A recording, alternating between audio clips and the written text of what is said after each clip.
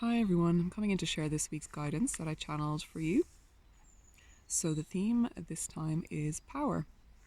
So I invite you, if you wish to receive this, to maybe take a few breaths and turn your attention inwards a little bit more, reconnect with your body consciously, and just sort of arrive in your space and listen with more than just the mind, like listening with the heart, the body, with your whole being, letting it kind of land at different levels. So there is a power inside you waiting to come out. Waiting patiently or frustratedly, it's there in you and you know it. You've been sitting with this power for too long. It wants to be known, felt, seen, expressed. Your power is beautiful and not what you think.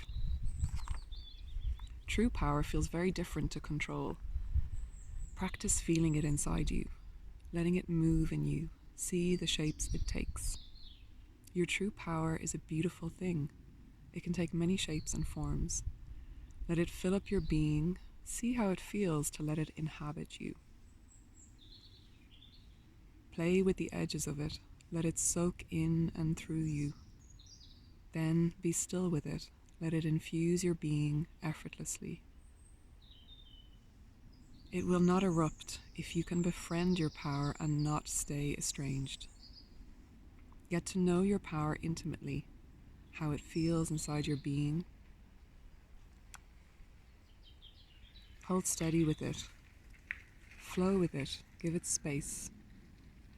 It's when you don't befriend your power or you banish it that brute force erupts in its place.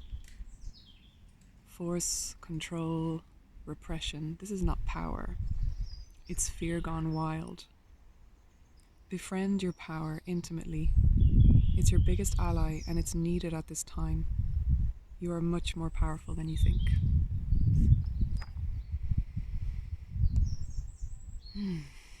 So this forest is a place where I feel much more present.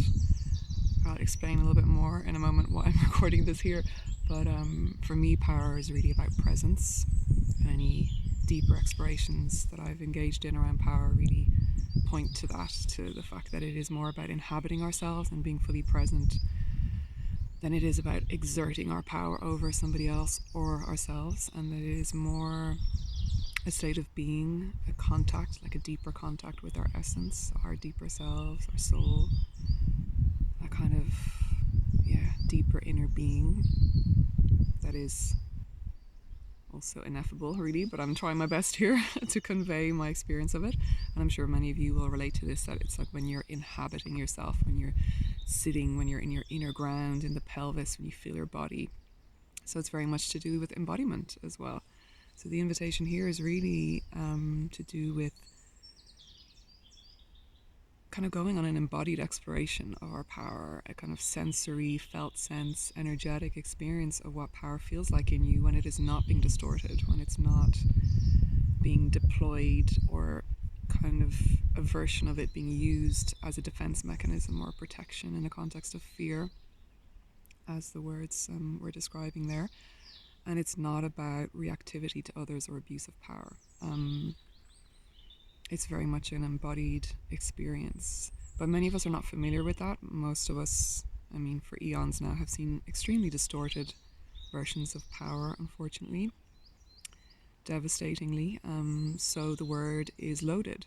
So my additional, 2 cents worth to share with you to kind of maybe support this exploration is to invite you into also engaging with yourself at that level, like at the kind of mind level of what your mental associations are with power. Kind of meet yourself at that level of, well, what do I feel about power? Emotionally, what do I think about power? What's that kind of human experience of power been so far? And to, if you need to, jot down a few words about it, become clear about your associations and take stock of where you're at with power. But without spending too long on that, it's just, kind of acknowledging that, and even if you just do it kind of briefly, visually, putting that aside. And then the second thing is to wind your way around into this, and like not in a jarring way, like coming from being highly activated or from a situation where you feel disconnected from your power, or just a little bit.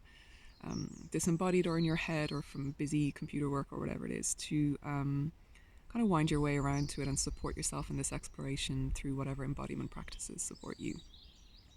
Some movement, some music, some dancing, some whatever. Could be when you come out of a shower, when your nervous system is that bit more regulated. To give this some time, give this some exploration, play back the first part if you wish, if it feels helpful. Let the words land with you and see what it feels like in you. See what are the textures, the shapes of power, inside your body when it emanates and expands in you. Where does it get scary? Where is there a limit? Where is there a risk of eruption? I know for me, exploring the lower chakras and the whole area of the pelvis, the inner ground, the sexuality, all of that brings up a lot of fear, especially for women. Well, for everyone, but in particular ways for those of us who've been socialized as women. So yeah, just bearing all of that in mind, but without meaning to heavily caveat all of these beautiful words that came through, just acknowledging that it sometimes takes a bit of a process for us to come into these explorations. And then, yeah, just to share a little bit with you about my own experience yesterday, I really felt how easily it is to come in and out of our power, because I was basically in the garden, like in the back garden, in this idyllic situation for 2 hours, both doing my own kind of like resting, meditating, doing some movement, some energy work. And then I kind of went into like, well, this can be my office too for a little while. So I did some work there, I channeled this, and then when I went to record it, all hell broke loose. Like, it just turned into a circus. The neighborhood got super noisy, everything from lawnmowers to some guy on the phone for just like forever, the most irritating conversation and like the loudest conversation ever. And by that stage I was more and more coming out of contact with my own just like presence and any kind of sense of humor around it, and I was just getting into judgments. And then, but I was sort of like, no, I was still in contact because I didn't, completely erupt. So it's just like, it was a very strong experience. It was a very kind of sensory overwhelm experience. So I was trying my best to stay grounded while feeling all sorts of emotions of like frustration energies. And I really experienced what it's like to be thwarted in your desires, like to just feel your power and like follow through on something that you want to do.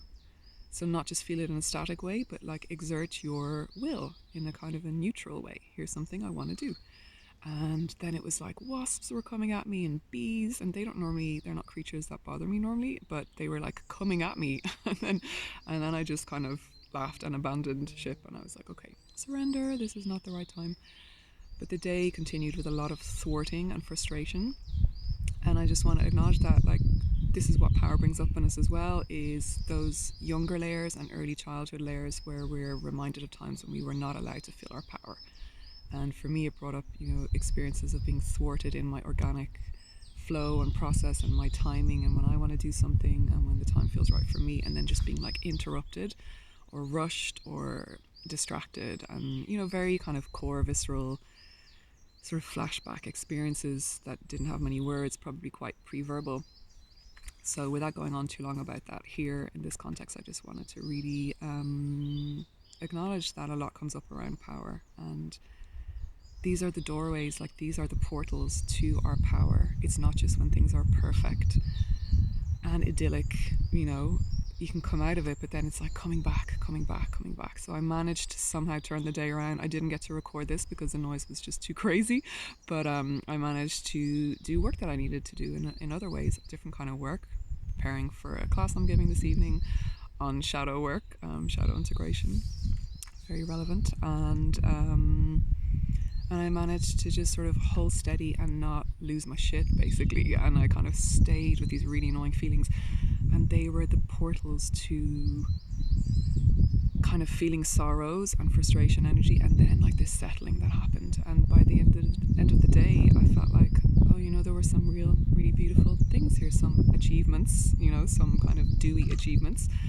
But the biggest achievement for me yesterday was not losing it, like not turning my frustration energy, my disappointment, the deflation and kind of collapse at being thwarted, and this sort of despair energy. This might sound kind of exaggerated, but this is often what comes up from our younger self. So all of these strong emotions, like I just want to record a 3-minute video and a few other things, And then I was like, wow, this is such an interesting constellation of these themes from my early life and the wounding, of being human. And part of me was like, isn't this fascinating? Observing my body was like moving through a lot. And then there was all the emotional flow.